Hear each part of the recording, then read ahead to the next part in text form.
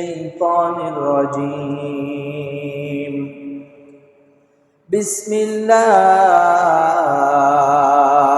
الرحمن الرحيم.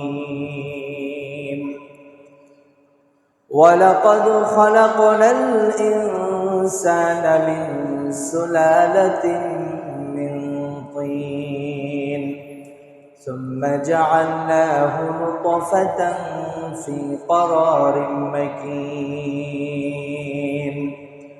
ثم خلقنا النطفة علقة فخلقنا العلقة مضغة فخلقنا المضغة عظاما فكسونا العظام لحما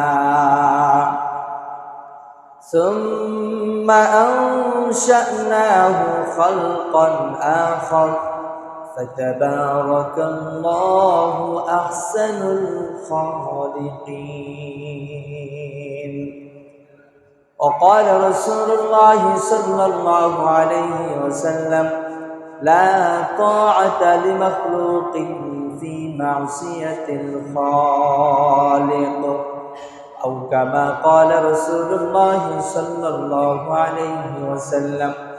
وقال تعالى في شان حبيبه: إن الله وملائكته يصلون على النبي يا أيها الذين آمنوا صلوا عليه وسلموا تسليما. اللهم صل على محمد وعلى آل محمد كما صليت على إبراهيم وعلى آل إبراهيم إنك حميد مجيد. اللهم بارك على محمد وعلى آل محمد كما باركت على إبراهيم وعلى آل إبراهيم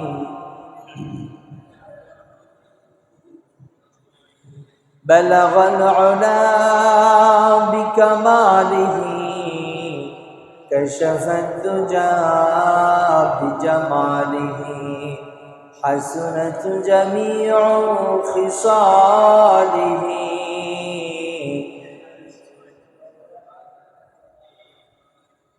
بلغ العلا بكماله كشف الدجى بجماله حسنت جميع خصاله صلوا عليه وآله. لا إله إلا الله لا إله إلا الله لا إله إلا الله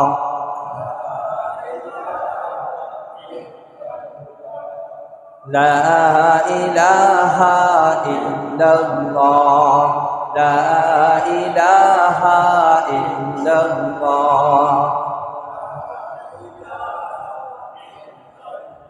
سبحان الله الحمد لله سبحان الله الحمد لله لا إله إلا الله لا إله إلا الله.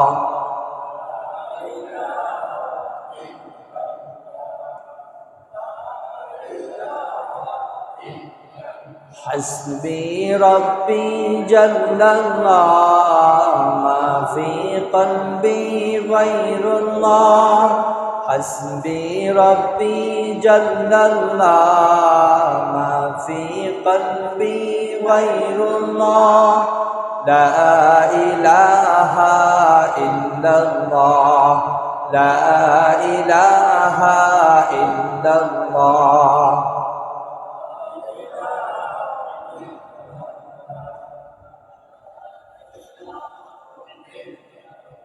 লা ইলাহা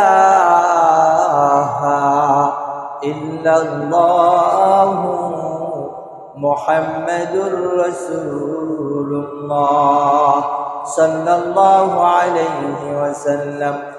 آمنت بالله صدق الله المولانا العظيم وصدق رسوله النبي الكريم ونحن على ذلك من الشاهدين والشاكرين والحمد لله رب العالمين। الحمد لله। আল্লাহ পাকের লাখ কোটি শুকরিয়া যে আল্লাহ পাক আমাদেরকে এক জুমা থেকে আরেক জুমা পর্যন্ত হায়াতে তৈয়বা নসিব করেছেন।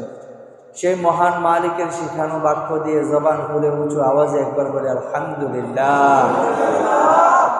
সেই মহান মালিকের লাখ কোটি শুকর ও সুজুদ, যেই মহান মালিক আমাদেরকে সুস্থ রেখেছেন, ঈমানের উপর রেখেছেন, ইসলামের উপর অবিচল থাকার তৌফিক দান করেছেন।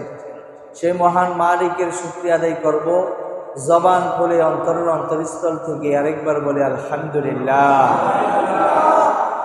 সম্মানিত হাজরিন, আল্লাহ সুবহানাহু ওয়া তাআলার শুকরিয়া আদায় করলে লাভ না ক্ষতি? আল্লাহ সুবহানাহু ওয়া তাআলার নিয়ামতের শুকরিয়া আদায় করলে আল্লাহ যেভাবে খুশি হন, এই খুশি হয়ে আল্লাহ সুবহানাহু ওয়া তাআলা যেই নিয়ামতের শুকরিয়া আদায় করা হয় এই নিয়ামত আরো বাড়িয়ে দেয়। সুবহানাল্লাহ। আর যদি নিয়ামতের নাশুকরি করি তাহলে অবশ্যই আল্লাহ নিয়ামত কমিয়ে দিবেন এবং আল্লাহ রব্বুল আলামিন এর জন্য কাল কিয়ামতের ময়দানে কঠিন শাস্তির ব্যবস্থা রেখেছেন। নাউযুবিল্লাহি মিন যালিক। তা আমরা সবসময় চাই আযাব থেকে বেঁচে থাকতে, আমরা চাই না ভাই? অবশ্যই। তো দেখুন, সুখে দুঃখে সর্বহালতে যে হালতেই থাকি না কেন সেই মহান মালিকের শুকরিয়া আদায় আমাদের করতে হবে। আর আল্লাহ সুবহানাহু ওয়া তাআলা কোরআনের ভিতরে বলেছেন, আমি কি কি নিয়ামত বান্দাবান্দীদেরকে দিলাম, এই নিয়ামতগুলি সম্পর্কে কাল কিয়ামতের ময়দানে আমি বান্দীদেরকে একটা একটা করে জিজ্ঞেস করবো যে আমার এই নিয়ামতগুলি ভোগ করছো, তাহলে এই নিয়ামতগুলো ভোগ করে তুমি কি করছো দুনিয়াতে। প্রতিটা নিয়ামতের হিসাব কাল কিয়ামতের ময়দানে আল্লাহর কাছে দিতে হবে। সুতরাং এই হায়াত, এই দুটা সুস্থ চোখ, দুটা কান, মুখ, জিহ্বা, আমাদের অন্তর, আমাদের শরীর, সুস্থ শরীর, এগুলো আল্লাহ রব্বুল আলামিনের বড় বড় একটি নিয়ামত। যার যে অংশগুলো নেই, যার চোখ নেই সে বোঝে চোখের মর্ম কি, যার হাত নেই পা নেই সে বোঝে হাত পায়ের মর্ম কোথায়। আমার ভাইরা, যে মানুষগুলো অসুস্থ, মেডিকেলের বিছানায় পড়ে আছে, ঘরের বিছানায় পড়ে আছে, এই মানুষগুলো বুঝে সুস্থতা কত বড় একটি নিয়ামত। এজন্যে আমরা যারা সুস্থ আছি, এই সুস্থতা থাকা অবস্থায় আল্লাহ রাব্বুল আলামিনের ইবাদত বেশি বেশি করা। কারণ আল্লাহ রাসূল সাল্লাল্লাহু আলাইহি ওয়াসাল্লাম বলেন, লা তাজুলু কদামা ইবনি আদম ইয়াউমাল কিয়ামা হাত্তা ইসআলু আন খামসিন। আদম সন্তান কাল কিয়ামতের ময়দানে 5টা প্রশ্নের জবাব দেওয়া ছাড়া সে এক কদমও নড়াচড়া করতে পারবে না। এই 5টা প্রশ্নের মধ্যে একটা প্রশ্ন হচ্ছে আন উমরিহি ফীমা আফনাহু। আল্লাহ পাক আপনাকে যতটুকু হায়াত দান করেছেন, এই হায়াত, এই জিন্দেগিটা কোন কাজে ব্যয় করছে, এটা আল্লাহ পাকের কাছে জবাব দিতে হবে। ও যুবক যুবতীরা, যুবক যুবতীদেরকে আল্লাহ পাক বিশেষভাবে, তাদেরকে আলাদাভাবে একটা প্রশ্ন করবেন, আমি তোমাদেরকে যৌবন দান করেছিলাম, এই যৌবনটাকে তুমি কোন কাজে ব্যয় করেছো? আল্লাহর ইবাদত ভালো কাজের মধ্যে নাকি গুনাহের কাজের মধ্যে তোমার জিন্দেগি শেষ করে দিয়েছো? এই দুনিয়ার দিকে তাকাইলে দেখা যাবে যাদের শরীরের ভিতরে শক্তি আছে, এই শক্তিধর মানুষ, যুবক যুবতীরা, তারা মনে করে যে হ্যাঁ, আমি তো অনেক তাগড়া একজন যুবক, আমি তো অনেক দিন বাঁচবো, আমার হায়াত তো অনেক লম্বা হবে, এখন যৌবনের সময়, শক্তির সময়, এখন আমার যা মনে চায় আমি করতে থাকি। আমি যখন বার্ধক্যে পৌঁছে যাব, আমার চুল দাড়ি পাকা শুরু হয়ে যাবে, তখন আমি আস্তে আস্তে ভালো হয়ে যাব। এখন গুনাহও করব, নেক কাজও করব। এই চিন্তা যেই যুবক যুবতীর অন্তরের ভিতরে আসছে, আমি তাদের পায়ে হাত রেখে বলতে চাই, হে যুবক যুবতীরা, তোমার সামনে কত যুবক যুবতী মারা যাচ্ছে। এই দুনিয়ার ভিতরে আসার, জন্মগ্রহণ করার ক্ষেত্রে একই মায়ের পেটের 10টা সন্তান হইলে প্রথম সন্তান, যেটা বড় সন্তান বলি আমরা, এই সন্তান আসার ক্ষেত্রে সিরিয়াল, এরপরে দ্বিতীয় সন্তান, তৃতীয় সন্তান, এইভাবে 10ম সন্তান আসে। কিন্তু দুনিয়া থেকে যাওয়ার সময় কোনো সিরিয়াল লাগে না। দেখা যায় ছোট সন্তানটা আগে মারা যায়, ঠিক না বেঠিক? বড়টাই যে আগে আসছে, আগে চলে যাবে, এটার কোনো গ্যারান্টি নেই। আপনার হায়াত, আপনার জিন্দেগি সম্পর্কে কে গ্যারান্টি দিল যে আপনি যুবক অবস্থায় যা মনে চাই তাই করবেন, কিন্তু যখন বার্ধক্যে যাবেন তখন গিয়ে আপনি আবার তওবা ইস্তেগফার করে আল্লাহর কাছে সব মাপ চাইয়ে নেবেন? আপনি তওবার সুযোগ নাও তো পেতে পারেন, ঠিক না বেঠিক? আমার ভাইয়েরা, এই জন্যে এই দুনিয়ার প্রতিটা মুহূর্তকে কাজে লাগাতে হবে। আল্লাহর রাসূল বলেন, ও আমার উম্মতেরা, তোমরা দুনিয়ার দিকে তাকিয়ে দেখো। এই দুনিয়া বড় বড় আমাদেরকে চেপে ধরার একটা বিষয়। এই দুনিয়া এত বিশাল দুনিয়া, যখন তুমি বিপদে পড়ে যাবে তখন তুমি দেখবে তোমার পাশে আপনজনরাও থাকছে না, তোমাকে ছেড়ে দূরে চলে যাচ্ছে। বিপদেই বন্ধুর পরিচয়, বিপদেই আপনজনদের পরিচয়। এই দুনিয়ার মধ্যে এমন অনেক দৃষ্টান্ত রয়েছে। আল্লাহর রাসূল যখন খন্দকের যুদ্ধ করেন, খাইবারের যুদ্ধ করেন, ওই যুদ্ধের মধ্যে রাসূলের কিছু সাহাবী যুদ্ধে অংশগ্রহণ করতে পারে নাই। এই যুদ্ধে অংশগ্রহণ না করার তাদের বড় কারণ ছিল, ওই সাহাবীরা ভেবেছিল আমার ঘোড়াটা তো খুব দ্রুতগামী, আমার উটনিটা তো খুব শক্তিশালী, সুতরাং আল্লাহর রাসূল সাহাবীদেরকে নিয়ে বের হয়েছেন, তারা চলতে থাকুক, আমি দ্রুতগামী ঘোড়া দিয়ে দ্রুত পরে বের হয়ে তাদেরকে ধরে ফেলব এবং যুদ্ধে অংশগ্রহণ করব। সুবহানাল্লাহ বলবেন না? তাহলে আল্লাহর রাসূলের সাহাবীদের মনে এটা ছিল না যে যুদ্ধে অংশগ্রহণ করব না, কিন্তু মনে এটা ছিল যে যাক, ওনারা যাচ্ছে, অনেকের উটটা দুর্বল আছে, যাচ্ছে আস্তে আস্তে যাক, আমার দ্রুতগামী উট দিয়ে আমি কিছুক্ষণ পরে রওনা দিয়ে কাজ সেরে এরপর আমি গিয়ে রাসূলকে ধরে ফেলব, যুদ্ধে অংশগ্রহণ করব। কিন্তু এক পর্যায়ে দেখা গেছে এভাবে তারা একটু পিছনে থাকার কারণে তাদের ভিতরে অলসতা চলে আসে, আর এই অলসতা আসার কারণে পরবর্তীতে তারা যুদ্ধে অংশগ্রহণ করতে পারে না। রাসূল যুদ্ধ শেষ করে চলে আসলেন, মসজিদে নববীতে অবস্থান করলেন। মুসলমান, মুনাফিক সকলেই রাসূলের দরবারে আসতেছে। মুনাফিকরা এসে বলতেছে, ইয়া রাসূলুল্লাহ, আমি যুদ্ধে যাইতে পারি নাই কারণ আমার পেট খারাপ ছিল। আরেকজনে বলল, আমার পরিবার একটু সমস্যা ছিল। এক এক মুনাফিক এক এক অজুহাত দেখাইতেছিল। তাদের এই অজুহাতগুলি আল্লাহর রাসূল ভ্রুক্ষেপ না করে আল্লাহর রাসূল বলেন, তোমাদের ব্যাপারগুলো আল্লাহর উপর ছেড়ে দিলাম। মুনাফিকরা মনে করলো যে আমরা বেঁচে গেলাম, আল্লাহর রাসূলের কাছে আর কালারিং হয়ে রইলাম না, যাক একটা মিথ্যা কথা বললেও তো পার পেয়ে গেলাম, রাসূলের কাছে ধরা খাইলাম না। আমার বন্ধুগণ, এই মুনাফিকরা যখন রাসূলের কাছে সাক্ষাৎ করে রাসূলকে বুঝিয়ে তারা নিজ বাড়িতে ফিরে গেল, আল্লাহর রাসূলের 3 সাহাবী তখন যুদ্ধে অংশগ্রহণ করতে পারলেন না। হযরত আব্দুল্লাহ ইবনে উম্মে মাকতুম আরো 2 জন সাহাবী, তারা যখন যুদ্ধে অংশগ্রহণ করতে পারল না, তখন ওই মুনাফিকরা আল্লাহর রাসূলের সেই সাহাবীদেরকে বুদ্ধি পরামর্শ দেয়, যাও যাও, আল্লাহর রাসূল মসজিদে নববীতে বসে আছে, রাসূলের কাছে গিয়ে একটা অজুহাত দাঁড় করায় দাও, রাসূল তোমাদেরকে মাফ করে দিবেন। কিন্তু রসুলের সাহাবী যারা রসুলকে অন্তর থেকে মহাব্বত করতেন, ঈমানটা যারা আল্লাহকে মহাব্বত করে ভালোবেসে নিয়ে এসেছেন, ওই সাহাবীরা সহজে মিথ্যা কথা বলতেন না, তারা মিথ্যাকে পরিহার করেছেন। ওই সাহাবীরা আল্লাহর রসুলের দরবারে গিয়ে বলছেন, ইয়া রাসূলুল্লাহ, ইয়া হাবিবাল্লাহ, আমি যুদ্ধে অংশগ্রহণ করতে পারি নাই। যুদ্ধে অংশগ্রহণ না করার বড় তেমন কোনো কারণ ছিল না।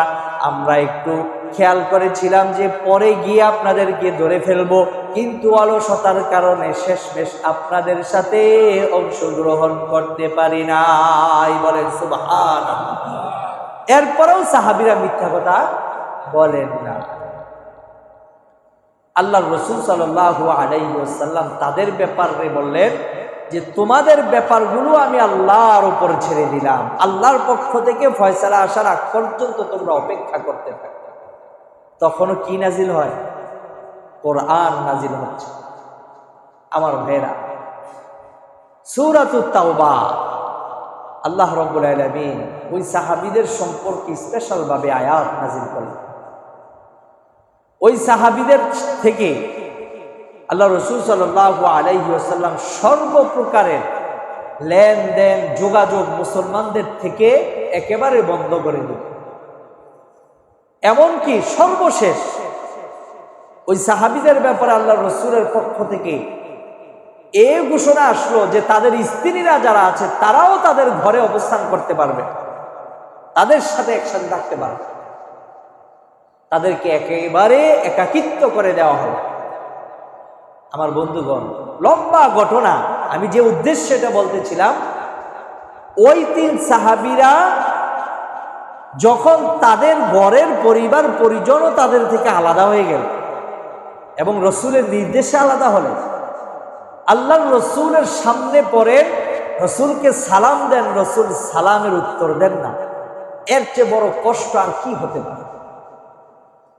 আল্লাহ পাক ওই সাহাবীদের তখনকার যে অবস্থাটা ছিল, সেই অবস্থাটা, মনের অবস্থাটা আল্লাহ পাক তুলে ধরলেন।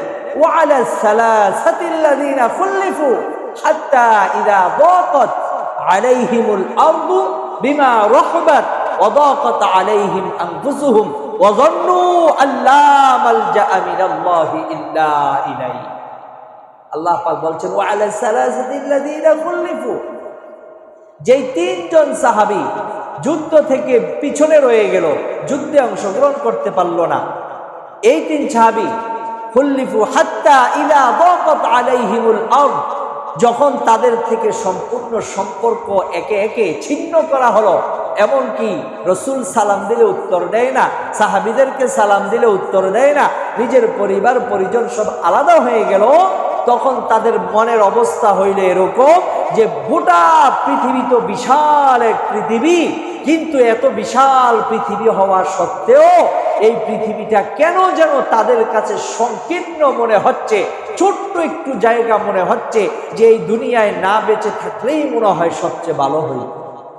আমার ভাইরা, তাহলে এই পৃথিবীটাকে আমাদের কাছে যত বিশাল মনে হোক না কেন, যখন বিপদ চলে আসবে, যখন আমার আপনার কিয়ামত চলে আসবে, আল্লাহর রাসূল বলেন কিয়ামত তো এটাও একটা কিয়ামত যে তার কাছে মৃত্যু উপস্থিত হয়ে গেল। মৃত্যু একটা কিয়ামত, কারণ এই মৃত্যুই আমার সব কিছুর ফয়সালা করে দিবে। আমার মৃত্যু হয়ে গেলে আমি আর কোনো আমল করতে পারবো না, আমার আমলের দরজা বন্ধ হয়ে যায়। সুতরাং আমার এই মৃত্যুর দিকে স্মরণ করে, আমার আশেপাশে যারা আছে তাদের দিকে তাকিয়ে স্মরণ করে আমার এই চিন্তা চেতনা দিলের ভিতরে লালন করতে হবে যে আমি যতই যুবক হই না কেন, আমি যতই শক্তিধর হই না কেন, এই দুনিয়াতে আসার সিরিয়াল আছে, যাওয়ার ক্ষেত্রে কোনো সিরিয়াল না। এই জন্যে যুবক যুবতীরা, আমরা যৌবনে আছি, এটা যেন আমরা মনে না করি যে আমি তো অনেক বছর বাঁচবো, এখন যা মন চায় তা করতে থাকি, এক সময় আমি বুড়া যখন হয়ে যাব তখন হজ করব, তখন তওবা ইস্তেগফার বেশি বেশি করব, আল্লাহর কাছে মাফ চাইবো, আল্লাহ মাফ করে দিবেন, সেই সুযোগটুকু আমি নাও পেতে পারি। আমার বন্ধুগণ, তাহলে যে আল্লাহ রব্বুল আলামিন আমাদেরকে সুস্থতা দান করেন, অসুস্থতাও দান করেন, যে আল্লাহ আমাকে কি সুন্দর করে আমাদের অঙ্গ প্রত্যঙ্গ স্থাপন করলেন, যে আল্লাহ আমাদের চোখগুলোকে সুস্থ রাখলেন, কান নাকগুলো আমাদের সুস্থ রাখলেন, যে আল্লাহ নাকটাকে নাকের জায়গায় রাখলেন, যে আল্লাহ আমার চোখগুলোকে চোখের জায়গায় রাখলেন, যে আল্লাহ আমার ঠোঁট দুটাকে ঠোঁটের জায়গায় রাখলেন, হাত দুটোকে হাতের জায়গায় রাখলেন, পা দুটোকে পায়ের জায়গায় রাখলেন, আমাদের অঙ্গ প্রত্যঙ্গ গুলাকে সুস্থভাবে রাখলেন, ওই আল্লাহর প্রশংসা করার দরকার আছে না নাই? এই জন্যে সর্বহালতে শুকরিয়া আদায় করতে হয় কার? আপনি যদি ৫,০০০ টাকার চাকরিজীবীও হন, তারপরে আল্লাহর শুকরিয়া আদায় করতে হয়, ঠিক না বেঠিক? আপনি যদি ৫০,০০০ টাকার চাকরিজীবীও হন, ব্যবসায়িক হন, আপনার শুকরিয়া আদায় করতে হবে, কারণ এই রিজিক দিচ্ছে কে? অনেকে বলে আল্লাহ দিছে কর্তৃকা, নাউজুবিল্লাহ মিন যালিক, এটা তো আমার ক্রেডিট, কারণ আমি চেষ্টা করছি, আমি বুদ্ধি খাটাইছি, আমি বিভিন্ন পলিসি করে আমি এই টাকা উপার্জন করছি, আল্লাহ দিল কর্তৃকা, বলেন না নাউজুবিল্লাহ। আমার ভাইরা, এই দুনিয়ায় যত বস্তু দেখতেছি সৃষ্টি করছেন কে? এই যে টাকা পয়সা বাড়ি গাড়ি যা আছে, এই সবগুলোর মূল মালিক কে? আমার বন্ধুগণ, আল্লাহকে ভুলে গেলে চলবে? গত সপ্তাহে বলতেছিলাম, সে আল্লাহ কয়জন? আওয়াজটা বলে, এত আস্তে বললেন মনে হয় সন্দেহ তৈরি হয়ে গেছে। কয়জন? আল্লাহ রাব্বুল আলামিন কোরআনের মধ্যে বলেন, কুল হুয়াল্লাহু আহাদ, আল্লাহ একজন, একাধিক প্রভু পৃথিবীতে নাই। যে মানুষরা আল্লাহ রাব্বুল আলামিনের সাথে শরীক করে, ওই মানুষগুলোকে মুশরিক বলে। কি বলে? যেই মানুষগুলো আল্লাহর অস্তিত্বকে অস্বীকার করে, ওই মানুষগুলোকে নাস্তিক বলে। কি বলে? আমার ভাইয়েরা ভালো করে পরিচয় জেনে নেন। যেই মানুষগুলো আল্লাহকে আল্লাহ বলেই বিশ্বাস করে না, আল্লাহর অস্তিত্বকে অস্বীকার করে, ওই মানুষগুলোকে নাস্তিক বলে। বাকি সকলেই হচ্ছে আস্তিক। তাহলে এখন নাস্তিক হইবেন না আস্তিক হইবেন? আওয়াজটা বলেন। আস্তিক হতে চাই, কারণ আমরা এক খোদায় কি বিশ্বাসী, আল্লাহর অস্তিত্ব আছে এবং আল্লাহ বলে একজন প্রভু আছে, এই স্বীকারোক্তি আমরা দেই, ঠিক না বেটি? যারা অস্বীকার করে তারা নাস্তিক, আর যারা আল্লাহর সাথে শরীক করে, এটা আল্লাহর সত্তাগতভাবে শরীক করতে পারে, এটা আল্লাহর এলেমগতভাবে শরীক করতে পারে, এটা আল্লাহর কুদরতিভাবেও শরীক করতে পারে। যে কোনোভাবেই আল্লাহর সাথে কেউ যদি কাউকে শরীক করে, তাহলে তাদেরকে বলা হয় কি? মুশরিক। তাদেরকে কি বলে? মুশরিক। আর আমরা যারা এক আল্লাহকে লালন করি দিলের ভিতরে, আমাদেরকে বলা হয় মুওয়াহিদ। কি বলা হয়? মুওয়াহিদ, যেটাকে বাংলাতে বলা হয় এক খোদায় বিশ্বাসী, এক তাওহীদে বিশ্বাসী। আল্লাহ আমাদের কবুল করুন, বলেন আমিন। তাহলে আল্লাহ যে আছেন, এই জিনিসগুলোই অনেকে বলে যে না, আল্লাহ বলতে তো কিছুই নেই। ওকে যদি প্রশ্ন করা হয় যে আল্লাহ নাই, তুমি কিভাবে বুঝলা? সে বলে, আরে এগুলো দুনিয়ায় যা কিছু দেখতেছে এগুলো তো সব প্রাকৃতিক, এমনিতেই এগুলো সব কিছু হচ্ছে, এটা কোনো কারো দ্বারা হচ্ছে না, এটা নিজে নিজেই দুনিয়াতে সবকিছু হচ্ছে। একটা বেল গাছ, একটা কলা গাছ, আপনি যত গাছপালা তরু লতা দেখছেন, তো আপনি মনে করবেন যে এগুলো এমনিতেই হচ্ছে, কিন্তু না। যারা সৌদি সফর করেছেন বা আরব রাষ্ট্রগুলো, পাহাড় পর্বত অঞ্চলগুলো সফর করেছেন, আপনারা দেখেছেন যে বর্তমানে সৌদি সরকার মক্কা থেকে মদিনায় যাওয়ার পথে তারা বিভিন্ন জায়গা, মরুভূমি আর মরুভূমি, এই মরুভূমি জায়গার মধ্যে তারা পাহাড় কেটে কাঁচা পাথর, কি পাথর? কাঁচা পাথর। এই কাঁচা পাথর নিয়ে তারা মরুভূমির বিভিন্ন জায়গার ভিতরে স্তূপ দিয়ে ফেলে রাখতেছে। যেগুলো 5 বছর আগে রাখছে, এগুলো এখন ছোট পাহাড়ের টিলার মতো হয়ে গেছে। বলেন না সুবহানাল্লাহ। এই পাহাড় কি সৌদি সরকার বানাইলো? পাহাড়ের পাথর কেটে এক জায়গায় রেখে দিল। পাথর যে এভাবে রেখে দিল, এই পাথর পাহাড়ে রূপান্তরিত হয়ে যাচ্ছে। বানাচ্ছে কে? আমার বন্ধুগণ, অনেক নাস্তিক আছে যারা নাকি আল্লাহকে বিশ্বাস করে না। তারা বলে এগুলো এমনিতেই দুনিয়ার মধ্যে সব কিছু চলছে, এগুলো চলতেই থাকবে, হইতেই থাকবে, এর পিছনে কোনো অদৃশ্যের শক্তির ক্ষমতা নাই। বলেন নাউজুবিল্লাহ। আমার ভাইয়েরা, আল্লাহকে অস্বীকার করে, এটা যুগে যুগে ছিল, এখনো আছে, ভবিষ্যতেও থাকবে, ঠিক না বেঠিক? আচ্ছা বলেন দেখি, কিয়ামত হবে কাদের উপরে? মুসলমানদের উপরে না বেঈমানদের উপরে? বেঈমান। কারণ আমরা জানি কিয়ামত যখন হবে তখন দুনিয়াতে একটা মানুষও আল্লাহ বলে আল্লাহকে স্মরণ করার মতো থাকবে। তাহলে বেঈমানদের উপর কি হবে কিয়ামত সম্পর্কে?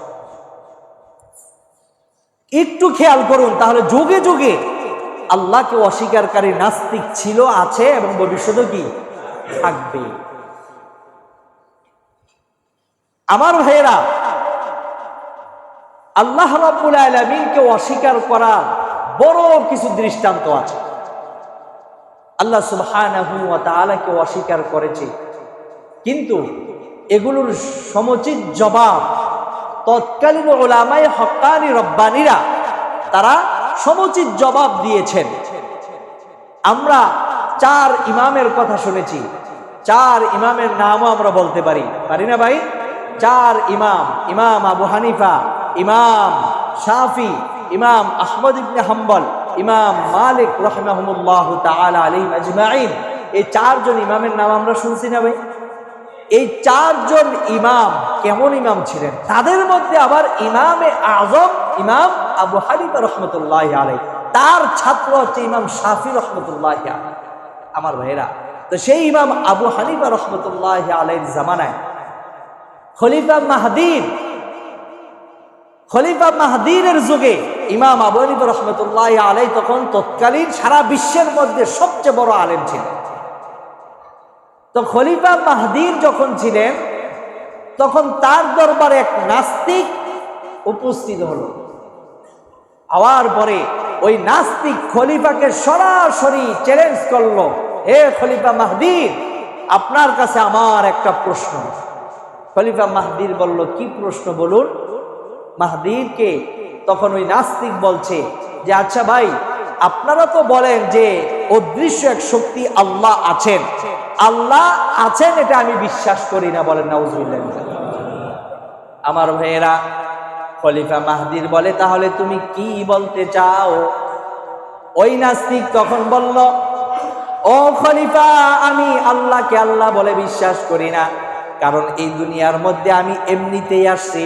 এই দুনিয়ার ভিতরে যা কিছু দেখতেছি এগুলো সব কিছু প্রাকৃতিকভাবে এমনিতেই হতে থাকে, এগুলোর পিছনে কোনো অস্তিত্ব, কোনো ধরনের অদৃশ্য শক্তি নাই। নাউজুবিল্লাহ। খলিফা মাহদীর বললেন, না না, তোমার কথা আমরা মানি না। আল্লাহ বলতে একজন স্রষ্টা আছেন, আমরা এটা বিশ্বাস করি। তখন সেই নাস্তিক বলে, আপনাকে চ্যালেঞ্জ দিলাম, আপনি প্রমাণ করে দেখান আল্লাহ বলতে কিছু আছে।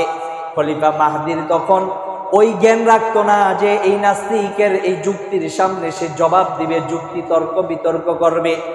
তাই খলিফা মাহদীর তখন তার মন্ত্রীদের মাঝে ঘোষণা করে দিলেন, ও আমার মন্ত্রীরা, তোমরা এই যুগের সবচেয়ে বড় আলেম ইমাম আবু হানিফা রাহমাতুল্লাহি আলাইহি, ইমাম আবু হানিফাকে খোঁজ করো, আমার পক্ষ থেকে সালাম জানাও এবং আমার দরবারে উপস্থিত হওয়ার জন্য এই পয়গামটা পৌঁছে দাও। বলেন সুবহানাল্লাহ।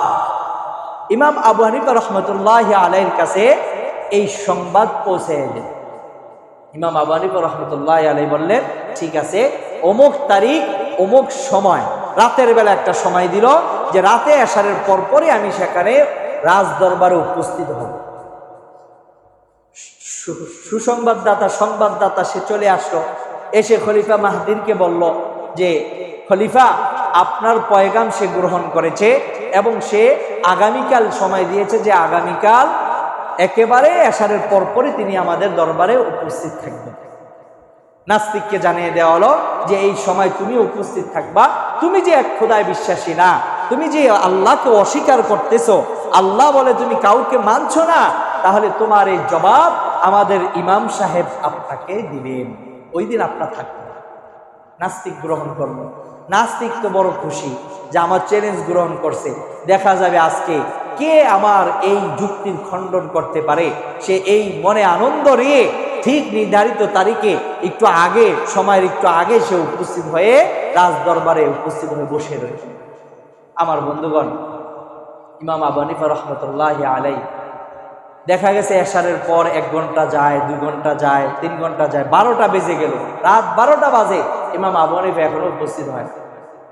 ওই নাস্তিক ডানে তাকায় বামে তাকায়, মুসকি মুসকি হাসে, আর তার অহংকারী তাকাব্বুরে আরো বাড়ে। সে ভাবতেছে, দেখছো আমার চ্যালেঞ্জ গ্রহণ করবে বলছে যুগশ্রেষ্ঠ আলেম, তো সেও আজকে আসে নাই, তার মানে সে আগের থেকেই ভয় পাইছে, সে আর আসবে না, তাহলে আমি বিজয় হয়ে যাচ্ছি। আমার বন্ধুগণ, 12টার পর 1টা বেজে গেল, দূর থেকে দেখা যাচ্ছে একটা ব্যক্তি আসতেছে। ইমাম আবু হানিফা রহমতুল্লাহি আলাইহি রাজ দরবারের গেট দিয়ে ঢোকার সাথে সাথে খলিফা সহ মন্ত্রী এবং সাধারণ মানুষ সকলে দাঁড়িয়ে ইমাম আবু হানিফা রহমতুল্লাহি আলাইহিকে সম্মান জানাইলেন। বলেন সুবহানাল্লাহ। একজন আলেমকে অবশ্যই সম্মান করতে হয়, ঠিক না বেটি? কারণ আল্লাহ রাব্বুল আলামিন বলেন, আরে আলেমরা হচ্ছে এমন মানুষ, আলেমদের তুলনা অন্য কোন সাধারণ মানুষের সাথে তুলনা হয় না। কিভাবে? আল্লাহ রাব্বুল আলামিন কোরআনে বলছেন, ইন্নামা ইয়াখশাল্লাহা মিন ইবাদিহিল উলামা। আল্লাহকে সবচেয়ে বেশি ভয় করে হচ্ছে কারা? উলামায়ে কেরামগণ। এই আয়াত তার প্রমাণ। অন্য আয়াত আল্লাহ পাক বলেন, যারা কোরআন সুন্নাহর সঠিক ইলম ধারণ করে, আল্লাহ তাদের ব্যাপারে বলেন, ওমা ইয়াস্তাবিল আমা ওয়াল বাসীর। যারা কোরআন সুন্নাহর সঠিক ইলম রাখে, ওই মানুষগুলো হচ্ছে চক্ষু বিশিষ্ট, আর যারা কোরআন সুন্নাহর ইলম রাখে না, তারা হচ্ছে চোখ ছাড়া অন্ধ ব্যক্তিদের মতো। সুবহানাল্লাহ বলবেন না? অন্য আয়াত আল্লাহ রাব্বুল আলামিন বলেন, যারা জানে এবং যারা জানে না তারা কখনো সমান হতে পারে না। এই ক্ষেত্রে আল্লাহ প্রশ্ন করেন নাই যারা জানে যারা জানে না তারা কি সমান, এভাবে প্রশ্ন করেন নাই। সরাসরি আল্লাহই ফয়সালা করে দিলেন, যারা কোরআন সুন্নাহর ইলম জানে এবং যারা জানে না তারা কখনো সমান হতে পারে না। আমার ভাইরা, আমাদের বাইতুল মুকাররমের যে বর্তমান খতিব সাহেব মুফতি আব্দুল মালিক দামাত বারকাতুহুম আলিয়া, কত বড় একজন আলেম, কিন্তু মানুষটা দেখতে ছোট, ঠিক না বেটি? কিন্তু তার কথার ভিতরে কত ওজন। এ ওজন কেন? তার ভিতরে এলেম বেশি, তার ভিতরে তাকওয়া বেশি, তার ভিতরে পরহেজগারিতা বেশি। এ কারণে তার কথার অনেক ওজন। তার প্রতিটা কথা কেমন যেন মনে হচ্ছে যে এগুলো মনে হয় এখন নাজিল হচ্ছে। সুবহানাল্লাহ। আমার ভাইরা, এই বাংলাদেশের ভিতরে এমন অনেক বড় বড় আলেম আছেন। আমার ভাইরা, আপনারা কি চান আপনার সন্তানটা এরকম একজন আলেম হোক? চাননি আপনারা? আমার ভাইরা, মনের ভিতরে একটা লালন করুন যে আমি তো এলেম অর্জন করতে পারলাম না, আমি তো কোরআনের হাফেজ হতে পারলাম না, আমি আমার নিজেকে তো অনেক দিক দিয়ে পিছিয়ে রাখলাম, কিন্তু আমার সন্তান, আমার নাতি, আমার পতি, আমার ভবিষ্যৎ প্রজন্ম যারা হবে তাদেরকে তো কমপক্ষে হলো এই কোরআন সুন্নাহর ইলম শিক্ষা দিতে হবে, ঠিক না বেটি? আমার ভাইয়েরা, এই মসজিদ থেকে উদ্যোগ নেওয়া হয়েছে, এই মসজিদ থেকে উদ্যোগ নেওয়া হয়েছে 1 তারিখ থেকে, নাকি 1 তারিখ থেকে মক্তব চালু হবে। কি চালু হবে? মক্তব। মক্তবের মধ্যে কি পড়ানো হয়? আরবি পড়ানো হয়। শুধু আরবি না, এই আরবির সাথে সাথে আরবির যে কায়দা কানুন আছে, তাজবিদ, এই তাজবিদও শেখানো হবে। পাশাপাশি প্রাথমিক যে নুরানির মাসলা মাসাইলগুলো আছে, সেই মাসলা মাসাইলগুলো এখানে শিক্ষা দেওয়া হবে। আমার ভাইয়েরা, ওই যে আমার আলোচনার শুরুতে আমি এক জুমার আলোচনায় বলেছিলাম যে আল্লাহ রাসূল সাল্লাল্লাহু আলাইহি ওয়াসাল্লাম বলেন, আল ইলমু ফিস সিগর কান্নুকশু ফিল হাজার, যে পাথরের ভিতরে খুদাই করলে ওই লেখাটা যেমন দীর্ঘায়িত হয়, ঠিক তেমনি ভাবে ছোট বাচ্চাদের ব্রেনটা এত সুন্দর থাকে, ফ্রেশ থাকে, ওই সময় তাদেরকে যা শিক্ষা দিবেন এই শিক্ষাটাই তার সারা জীবনের প্রাপ্য হয়ে থাকে। সুবহানাল্লাহ। এজন্যে আমাদের সন্তানগুলোকে ছোট কাল থেকে দিন শিক্ষা দিতে হয়। আপনি দেখবেন যেই ঘরের ভিতরে নামাজের পরিবেশ আছে, কিসের পরিবেশ? মাসআলা একটা বলে দেই, খেয়াল রাখবেন, এটাই হচ্ছে সুন্নাহ। কি? যত ফরজ নামাজগুলো আছে এই ফরজ নামাজগুলো জামাতের সাথে মসজিদে আদায় করবেন। আমার সাথে বলেন তো কোন নামাজ? আওয়াজদা বলেন। ফরজ নামাজ মসজিদে একা না, কিভাবে? জামাতের সাথে আদায় করবে। পারবেন তো ভাই? এই যে আজকে জুমার মসজিদে দেখেন কত মানুষ আসছে, আরো আসতেছেন, আসবেন, আরো আসবেন না? আসবে। এই মুসল্লিগুলা তো এই সমাজের নাকি নাকি অন্য সমাজের? এই সমাজের না হলে আপনারা আসতেন? হ্যাঁ, কিছু আছে যে আমার অমুক ইমাম সাহেবকে ভালো লাগে, অমুকের আলোচনাটা ভালো লাগে, অমুকের তেলাওয়াতটা ভালো লাগে, এজন্য দূর দূরান্ত থেকে খোঁজ খবর জানলে তারা আসে, সেটা ভিন্ন জিনিস। কিন্তু অধিকাংশ যারা আজকে জুমার দিনে উপস্থিত হয়েছি বা হচ্ছি বা হব, সকলেই কিন্তু আমরা এই সমাজের, ঠিক না বেটি? কিন্তু পাঁচ ওয়াক্ত নামাজের ক্ষেত্রে আপনারা কোথায় থাকেন? এটার জবাব আমি দিচ্ছি। হয়তো বা অনেকেই ব্যবসার খাতিরে তার কর্মস্থলে থাকে, অনেকেই আছে চাকরির খাতিরে সে নদীর ওপার বা দূর দূরান্তে থাকে, কিন্তু সেখানে যে মসজিদগুলো আছে সেখানে তারা নামাজ আদায় করে, এটা আমি বিশ্বাস করি। আপনারা করেন কি করেন না? এই জন্য হয়তো সমাজের মসজিদের মধ্যে একটু কম মুসল্লি হয় পাঁচ ওয়াক্ত নামাজ।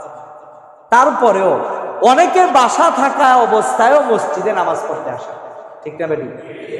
ওই যে এক ব্যক্তির জিজ্ঞাসা করা হয়েছে যে ভাই আপনি তো মুসলমান, আপনি নামাজ পড়েন, বলেন তো মুসল্লি কয় প্রকার? মুসল্লির প্রকার জিজ্ঞাসা, আর সে বলতেছে মুসল্লি তো হুজুর তিন প্রকার। কি কি? কয় সাপ্তাহিক মুসল্লি, মাসিক মুসল্লি আর নিয়মিত মুসল্লি। হুজুরে আশ্চর্য হয়ে গেল, আপনি কি করেন এটা? মুসল্লি এই তিন প্রকার? কয় এই তিনটা প্রকার কি, ব্যাখ্যা করে বোঝান তো। যে পাঁচ ওয়াক্ত নামাজ মসজিদে যাইয়া পড়ে এ হলো নিয়মিত মুসল্লি, আর যেই ব্যক্তি সপ্তাহে একদিন জুমা পড়তে আসে হ্যাঁ হলো সাপ্তাহিক মুসল্লি, আর যেই ব্যক্তি মানে মাসে অথবা কোনো এক সময় জানাজা হয় ওই জানাজার মধ্যে এসে উপস্থিত হয় সে হলো মাসিক মুসল্লি বা অন্য একটা মুসলিম তাকে বলে। আমার মেয়েরা, আসলে প্রকৃতপক্ষে মুসল্লি যে তিন প্রকার, এই তিন প্রকার তো এই তিন প্রকার না। ওই তিন প্রকার হলো মাসবুক, লাহেক, মুদরিক। মুদরিক হচ্ছে ওই মুসল্লি যে ইমাম সাহেবের সাথে আল্লাহু আকবার থেকে শুরু করে সালাম ফিরানো পর্যন্ত পূর্ণাঙ্গ নামাজ জামাতের সাথে পাইল, তাকে বলা হয় মুদরিক মুসল্লি। লাহেক মুসল্লি যে নাকি ইমাম সাহেবের সাথে শুরু থেকে অংশগ্রহণ করেছে, কিন্তু নামাজের মাঝখানে তার অজু ছুটে যাওয়ার কারণে বা অন্য কোনো কারণে সে নামাজ থেকে এক দুই রাকাত তার ছুটে গেছে, ওই মুসল্লিকে বলা হয় লাহেক মুসল্লি। আর মাসবুক মুসল্লি হচ্ছে যেই মুসল্লি ইমাম সাহেবের শুরু থেকে এক দুই রাকাত সে পায়নি, তাকে বলা হয় মাসবুক মুসল্লি। আমার ভাইরা, এই হচ্ছে প্রকৃত তিন প্রকার মুসল্লি। কিন্তু ওই সাধারণ ব্যক্তি সে সহজ সরলভাবে এলাকার মুসল্লিদের উপর একটা জরিপ চালিয়ে তার বুদ্ধি দিয়ে সে বলছে মুসল্লি তিন প্রকার: নিয়মিত মুসল্লি, সাপ্তাহিক মুসল্লি, বাৎসরিক বা মাসিক মুসল্লি। আমার ভাইয়েরা, তো যাই হোক, আমরা যারা ঘরে থাকা অবস্থায় মসজিদে এসে নামাজ পড়ি না, তারা কিন্তু মসজিদের হক নষ্ট করতেছি, ঠিক না বেটি? এটা করা যাবে? আওয়াজটা বলেন, করা যাবে? আমার ভাইয়েরা, সমাজের ভিতরে আপনারা যারা আছেন, আপনারা অবশ্যই পাঁচ ওয়াক্ত নামাজ চেষ্টা করবেন নিজ মহল্লার মসজিদের ভিতরে আদায় করার জন্য, ইনশাআল্লাহ। যেই কথা বলতেছিলাম যে এই মসজিদের ভিতরে আমাদের মক্তব চালু হচ্ছে, আপনার আমার সন্তানটাকে যদি আমরা এখানে পাঠিয়ে দেই, দেখা যাবে এই বাচ্চাগুলি অবশ্যই বিশুদ্ধভাবে কোরআন পড়া শিখবে, বিশুদ্ধভাবে নামাজ পড়া শিখবে, বিশুদ্ধভাবে শরীয়তের উপর আমল করাও শিখবে, ঠিক না বেটি? আমার ভাইয়েরা, এই জন্যে 1 তারিখ থেকে দুপুর 2টা থেকে 3টা 1 ঘন্টা সময়, কয় ঘন্টা? 1 ঘন্টা। দুপুর 2টা থেকে 3টা এই সময়টুকুতে মক্তব পড়ানো হবে। অবশ্যই সমাজবাসী হিসেবে এবং আমি আপনাদের সমাজের একজন নেতা হিসেবে আমি আপনাদেরকে বলতে চাই, অবশ্যই আমরা আমাদের সন্তানগুলোকে মক্তবে পাঠাবো এবং দিন শিখাবো ইনশাআল্লাহ। আমার ভাইয়েরা, তাহলে যেই কথা আমি মূল বলতেছিলাম যে ওই যে নাস্তিক সে তো খুব খুশি, কিন্তু ইমাম সাহেব যখন আসলেন তখন সকল মুসলমানরা আনন্দিত, তারা এখন খুশি। ইমাম সাহেবকে সম্মান করে তাকে বরণ করলেন, এরপরে বসার ব্যবস্থা করে দিলেন। ইমাম সাহেবকে বসিয়ে সকলেই বসলেন এবং সকলে চুপ করে নীরবতা পালন করতেছেন।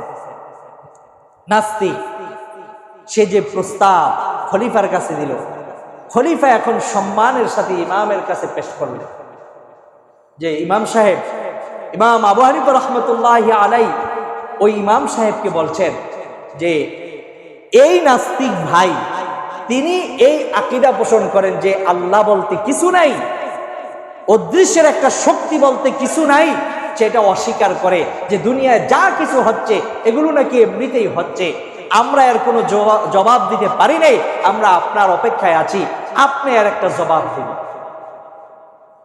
এই কথা বলতে দেরি ওই নাস্তিক সে দাঁড়ায়া বলতেছে, খলিফা আপনার কাছে আমার আগে একটা প্রশ্ন, এই প্রশ্নের আগে আমার প্রশ্ন হচ্ছে যে উনি যে টাইম দিল নির্ধারিত টাইমে উনি উপস্থিত হতে পারলো না কেন, এটার জবাব আগে আমি তার মুখ থেকে শুনতে চাই।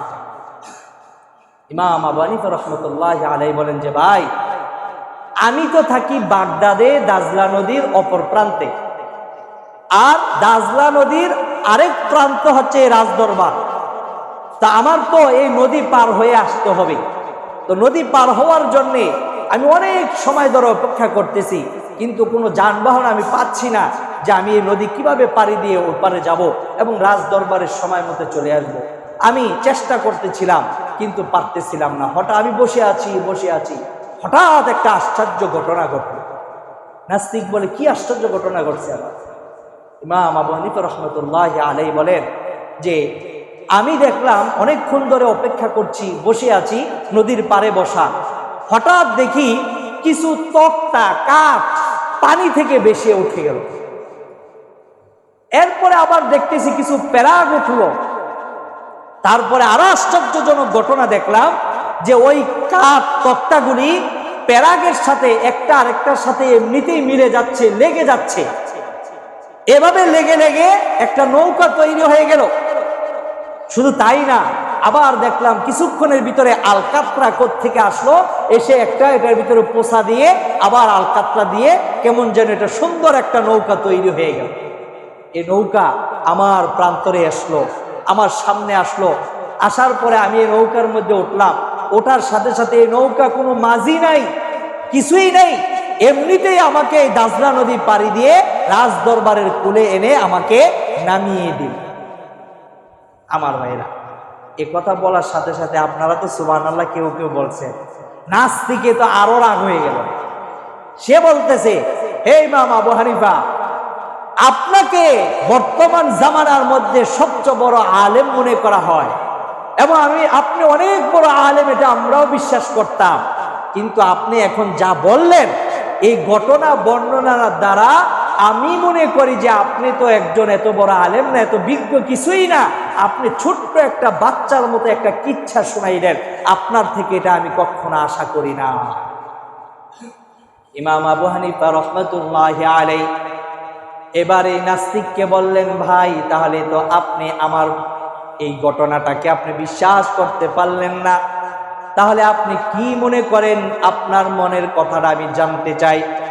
তখন ওই নাস্তিক বলে, এমনিতেই তক্তা আসলো, এমনিতেই প্যারাগ আসলো, এমনিতেই লেগে গেল, কোনো মিস্ত্রির প্রয়োজন হলো না, এটা তো হতে পারে না। এই নৌকা তৈরি হতে গেলে এর পিছনে একজন মিস্ত্রির প্রয়োজন। ইমাম আবু হানিফা বললেন, ভাই তাহলে তো তুমি যেই আকীদা লালন করো আল্লাহ বলতে কিছু নাই, আল্লাহর অস্তিত্বকে তুমি অস্বীকার করো, তোমার কথার জবাব তো তুমি নিজেই দিয়ে দিয়েছ। এবার নাস্তিক বলে, আমার প্রশ্নের জবাব আমি নিজে দিয়ে দিলাম, এটা কিভাবে সম্ভব?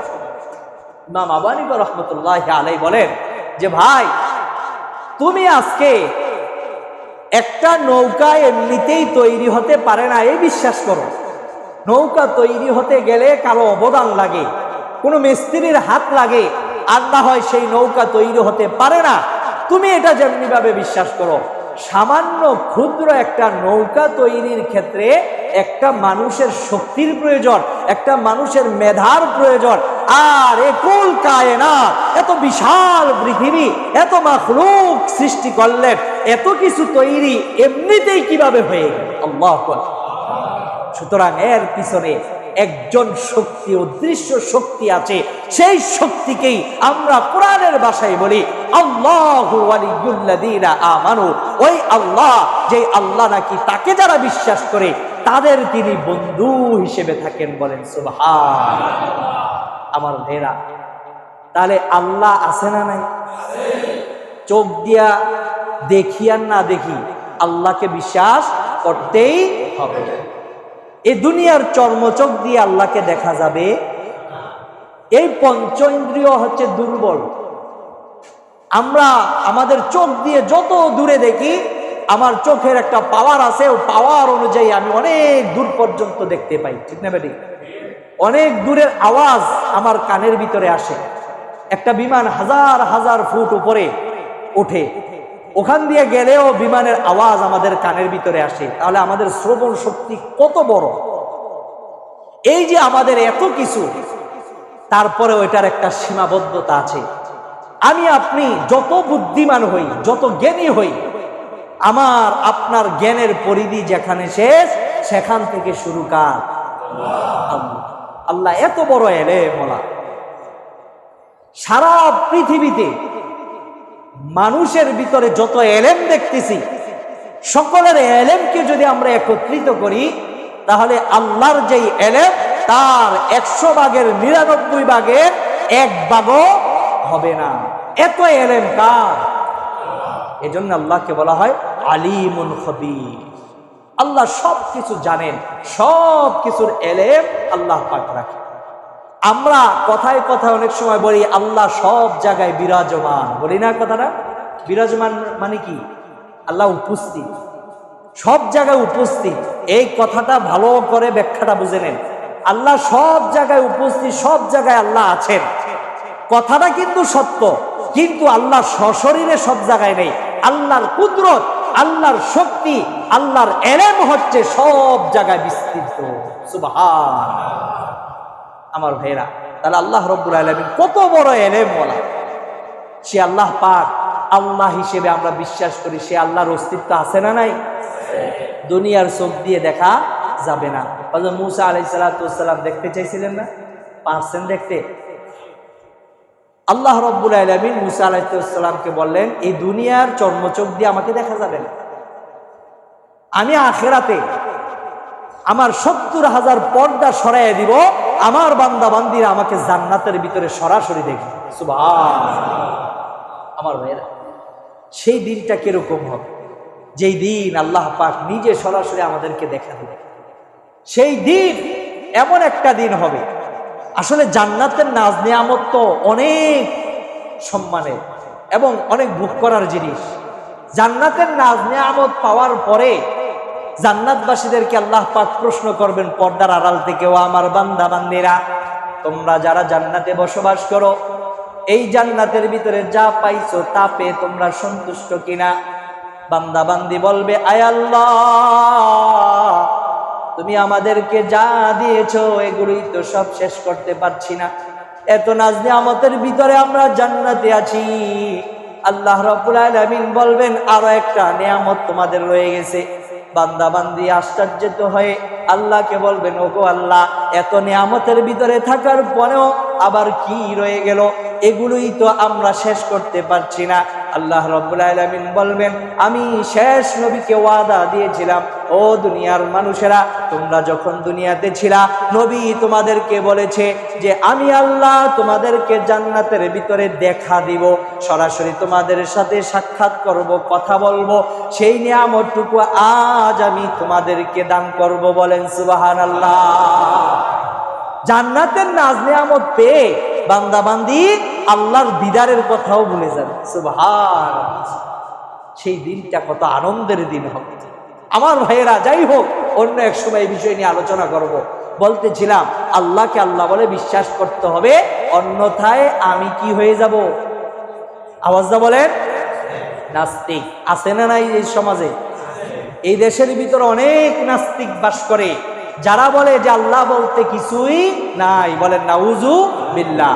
ইমাম শাফি রহমতুল্লাহ আলাইকে প্রশ্ন করা হইল যে আল্লাহ বলতে যে একজন সত্তা আছেন, এটা আপনি কিভাবে বিশ্বাস করেন? এটার জবাব আপনি কিভাবে দিবেন? ইমাম শাফি রহমতুল্লাহ আলাই বলেন যে তুত গাছ নামক একটা গাছ আল্লাহ পাকে দুনিয়াতে সৃষ্টি করছেন। এই তুত গাছের পাতা যখন কোনো গরু গবাদি পশু যখন খায়, তখন এই খাবারটা খাওয়ার পরে সব গোবর হয়ে বের হয়ে যায়। যখন নাকি একটা হরিণ এটাকে খায়, তখন তার ভিতরে মৃগ নাভি তৈরি হয়। সুবহানাল্লাহ বলবেন না? যখন এই তুত গাছ যখন রেশমি পোকা খায়, তখন রেশমি পোকা রেশম নামক দামি সুতার যেই বনিনি, এই সুতা সে তার পেট থেকে বের করে। বলেন সুবহানাল্লাহ। গাছ খাইলো কোন গাছের পাতা? তুত গাছের পাতা। গরু খাইলো হয়ে গেল গোবর, ছাগল খাইলো হয়ে গেল সনা, কিন্তু হরিণ খাইলো হয়ে গেল মৃগ নাভি, যেটাকে আমরা মেশকে আম্বর বলি, যেটা কোটি কোটি টাকা দামি। আর রেশম পোকা যখন খায়, তখন রেশমি সুতার যেই মূল জিনিস, এই মূল পদার্থ ও রেশমি পোকা তখন সৃষ্টি করে, তৈরি করে। আমার ভাইয়েরা, তাহলে একই গাছের পাতা খেয়ে এক একজনে এক একটা জিনিস দিল, তাহলে এটার পিছনে এই গাছের ভিতরে গাছের কোনো নিজস্ব কুদরত নেই, কোনো শক্তি নেই। এর পিছনে একজনের শক্তি, তিনি কে? আমার ভাইয়েরা, ইমাম আহমদ ইবনে হাম্বল রাহিমাহুল্লাহু তাআলা আনহুকে তার জামানার নাস্তিকরা প্রশ্ন করেছিল, আপনি আল্লাহকে আল্লাহ বলে বিশ্বাস করেন কেন? আপনি কোনো জবাব দিতে পারবেন কিনা? ইমাম আহমদ ইবনে হাম্বল বলেন, আমার দেখা মতে আমি দেখেছি একটা প্রাচীর হচ্ছে রূপার। কিসের? রূপার একটা প্রাচীর। এমন একটা প্রাচীর নির্মাণ করা হলো যেই প্রাচীরটার ভিতরে কোনো ধরনের ছিদ্র নাই। ওই প্রাচীরের ভিতর থেকেও কিছু বাহির হতে পারে না, এবং বাহির থেকেও কিছু ভিতরে প্রবেশ করতে পারে না। এরপরে আবার এই রূপার প্রাচীরের ভিতরে আরেকটা স্বর্ণের মতো প্রাচীর তৈরি হলো। ওই প্রাচীরটাও হুবাহুব ওই রূপার প্রাচীরের মতোই, এর ভিতরে কিছু ঢুকতে পারে না, ভিতর থেকে কিছু বাহির হতে পারে না। এই প্রাচীরটাকে ইমাম আহমদ ইবনে হাম্বল রাহিমাহুল্লাহু তাআলা তিনি এটাকে তুলনা করলেন একটা ডিমের সাথে। কিসের সাথে? ডিমের সাথে। এরপরে ইমাম আহমদ ইবনে হাম্বল বলেন, এই প্রাচীর আমি ধরলাম একটা ডিম, ডিমের ওপরে একটা আবরণ, তারপরে ভিতরে আরেকটা আবরণ। এই দুই আবরণের ভিতরে আল্লাহ রাব্বুল আলামিন হঠাৎ এই ডিম থেকে আল্লাহ পাক এমন একটা প্রাণীকে জন্ম দেয়। এই প্রাণীটা এই ডিম থেকে বের হওয়ার সাথে সাথে কুদরতি আরেকটা কাজ সে করতে থাকে। সেই জমিনে বের হওয়ার সাথে সাথে জমিনের ভিতরে সে ঠোকরাইতে থাকে, তার খাবার সে খেতে থাকে। দুনিয়ার মধ্যে এমন অনেক মাখলুক দেখেছি যেই মাখলুকগুলো জন্মের পরে নিজে নিজে খেতে পারে না, তাকে আরেকজন খাওয়াইয়া দিতে হয়। এই দুনিয়ার ভিতরে সবচেয়ে দামি মাখলুক হচ্ছে আশরাফুল মাখলুকাত, মানব জাতি। মানব জাতি জন্মের পরে নিজে নিজে নিজের খাবার খেতে পারে না, ঠিক না বেটি? আমার ভাইয়েরা, কিন্তু একটা মুরগি, একটা মোরগ যখন জন্মগ্রহণ করে, ডিম থেকে বের হওয়ার সাথে সাথেই তার খাবার সে নিজে নিজেরটা খেয়ে নেয়, ঠিক না বেটি? তো ইমাম আহমদ ইবনে হাম্বল বলেন, যেই প্রাচীর অর্থাৎ ডিমের একটা খোসার ভিতরে আরেকটা পর্দা, এই দুই পর্দার ভিতরে থেকে আল্লাহ রাব্বুল আলামিন কোনো কিছু ভিতরে ঢুকতে পারে না, কোনো কিছু তার থেকে বাইর হতে পারে না, কিন্তু সেখান থেকে কুদরতিভাবে একটা জীবন্ত প্রাণী বের হয়ে আসলো। আসার পরে ওই প্রাণীটা আবার নিজে নিজের খাবার খাচ্ছে। তাহলে এই প্রাণীটাকে ডিম থেকে যে বের করলো এবং যে নিজে নিজের খাবার খেতে পারে, এই মেধা দিয়ে দুনিয়াতে পাঠাইলো, এটা এমনিতেই হয় নাই, এর পিছনে একজন সত্তা আছে, তিনি কে? আমার ভাইয়েরা, ইমাম মালিক রহমতুল্লাহি আলাইহিকে বলল, ভাই আপনি বলেন তো আল্লাহর অস্তিত্ব আছে কিনা? ইমাম মালিক রহমতুল্লাহি আলাইহি বলেন অবশ্যই আছে। ইমাম মালিককে বললেন তাহলে আপনি দলিল দেন। ইমাম মালিক রহমতুল্লাহি আলাইহি বলেন, এই দুনিয়ার ভিতরে একই মায়ের একই পেটের দুইটা সন্তানকে একত্রিত করবেন, সামনাসামনি দুই সন্তানকে একত্রিত করবেন, এই দুইজন পরস্পর কি? আওয়াজটা বলেন। এই দুই ভাইকে একত্রিত করে এই দুই ভাইয়ের সাথে মিলাইবেন, দেখবেন কারো চোখ কারো চোখের সাথে মিলে না, কারো নাক কারো নাকের সাথে মিলে না, কারো কান কারো কানের সাথে মিলে না, চেহারা চেহারার সাথে মিলে না, হাইটের সাথে মিলে না, একটু না একটু পরিবর্তন আছে না নাই? আমার বন্ধুগণ, ইমাম মালিক রাহমাতুল্লাহি আলাইহি বলেন, দুনিয়ার ভিতরে এত মানুষ, দূর থেকে মনে হবে অমুকের মতো, কিন্তু কিছু না কিছু দিক দিয়ে পার্থক্য আছে। এই মানুষগুলোকে যেই আল্লাহ তৈরি করলেন, একই ঢাইস থেকে বের করলেন, একই মায়ের গর্ভের 5টা সন্তান আল্লাহ দান করলেন, কিন্তু একজন আরেকজনের সাথে মিল নাই। এভাবে দুনিয়ার সকল মানুষকে একজন আরেকজনের সাথে মিলাইতে গেলে মিলবে না, এক একজন এক এক রকম ভাবে তৈরি হলো। এই তৈরিটা এমনিতেই হয় নাই, এই তৈরির পিছনে একজনের শক্তি আছে, একজনের কুদরত আছে, তিনি কে? আমার ভাইয়েরা, আমি মনে হয় আপনাদেরকে বুঝাইতে পেরেছি। তাহলে আল্লাহ বলতে একজন স্রষ্টা আছেন। আল্লাহ কয়জন? আল্লাহর সাথে কোনো ধরনের শরীক নাই। আল্লাহ কোনো কুদরতের ক্ষেত্রে, কোনো সৃষ্টির ক্ষেত্রে কারো কোনো সহযোগিতা নেন না। আল্লাহর কোনো সহযোগীরও প্রয়োজন নাই। আল্লাহ রব্বুল আলামিন কাউকে জন্ম দেন নাই। আল্লাহ রব্বুল আলামিন কারো থেকেও জন্ম গ্রহণ করেন নাই। ঠিক না বেঠিক? সে আল্লাহ রব্বুল আলামিন বলেন, ওয়ালাকাদ খলাকনাল ইনসানা মিন সুলালাতিন মিন তিন। আমি আদম সন্তানকে মাটির মূল নির্যাস থেকে সৃষ্টি করেছি। সুবহানাল্লাহ বলবেন। সুম্মা জাআলনাহু নুতফাতান ফি করারিন মাকিন। এরপরে আমি আল্লাহ এই আদম সন্তানকে একটি নুতফা, নাপাক একটি তুচ্ছ পানি হিসেবে একটা নির্ধারিত জায়গার ভিতরে আমি রেখে দিয়েছি। সুবহানাল্লাহ। ওয়ালাকাদ খলাকনাল ইনসানা মিন সুলালাতিন মিন তিন সুম্মা জাআলনাহু নুতফাতান ফি করারিন মাকিন। এরপর আল্লাহ পাক বলেন, সুম্মা খলাকনান নুতফাতা আলাকা। অতঃপর আল্লাহ রাব্বুল আলামিন ওই নুতফা তুচ্ছ পানিটাকে আলাকা জমাট রক্তে পরিণত করেছেন। ফাখলাকনাল আলাকাতা মুদগাতান। তারপরে সেই জমাট রক্তটাকে একটা গোস্ত পিণ্ডে পরিণত করেছেন। ফাখলাকনাল মুদগাতা ইযামা। তারপরে সেই গোস্ত পিণ্ডটাকে একটা হাড়ে পরিণত করেছেন। ফাকাসাউনাল ইযামা লাহমা। তারপরে সেই হাড়টাকে চামড়া এবং গোস্ত দিয়ে আবরণ তৈরি করেছেন। এরপরে আল্লাহ পাক বলেন, সুম্মা আনশানাহু খালকান আখর। তারপরে আল্লাহ রাব্বুল আলামিন বলেন, আমি এরপরে রূহ দিয়ে নতুন একটা মাখলুক তৈরি করে দিলাম। বলেন সুবহানাল্লাহ। আয়াতের শেষে আল্লাহ পাক বলেন, এই 7টা স্তরে আমি আদম সন্তানকে তৈরি করে আমি আল্লাহ সারা পৃথিবীতে দৃষ্টান্ত রেখে দিলাম। ফাতাবারাকাল্লাহু আহসানুল খালিকিন।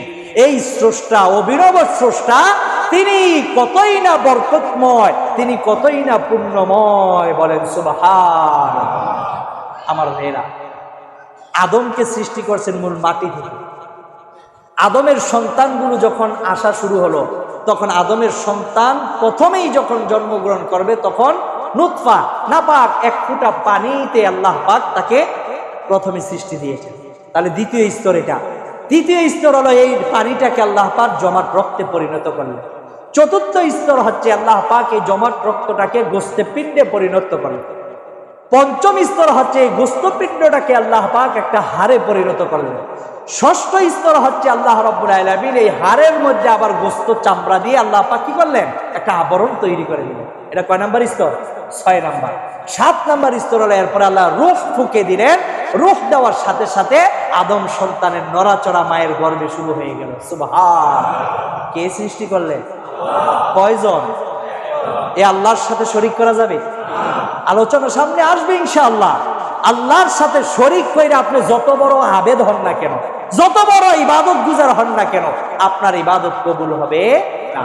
আল্লাহর সাথে কোনোভাবে শরিক করা যাবে না।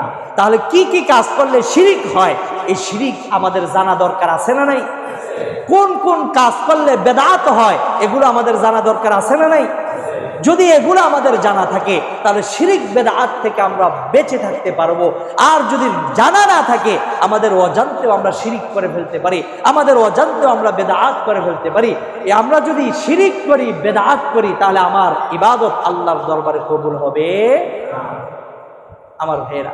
তাহলে আল্লাহর অস্তিত্ব আছে, এটা আমরা বিশ্বাস করি, লালন করি। আল্লাহর এই অস্তিত্ব নিয়ে, আল্লাহর এই একত্ববাদী বিশ্বাস নিয়ে আমরা যদি মরতে না পারি, তাহলে কেউ জান্নাতে যেতে পারবে না। এই বিশ্বাস আমাদের লালন করতে হবে। ইনশাআল্লাহ ধারাবাহিক আলোচনা চলবে। আল্লাহ রাব্বুল আলামিন আমাদেরকে এই কথাগুলোর উপর আমল করার তৌফিক দান করুন। আমিন। সুবহানাকাল্লাহুম্মা বিহামদিকা আশহাদু আল্লা ইলাহা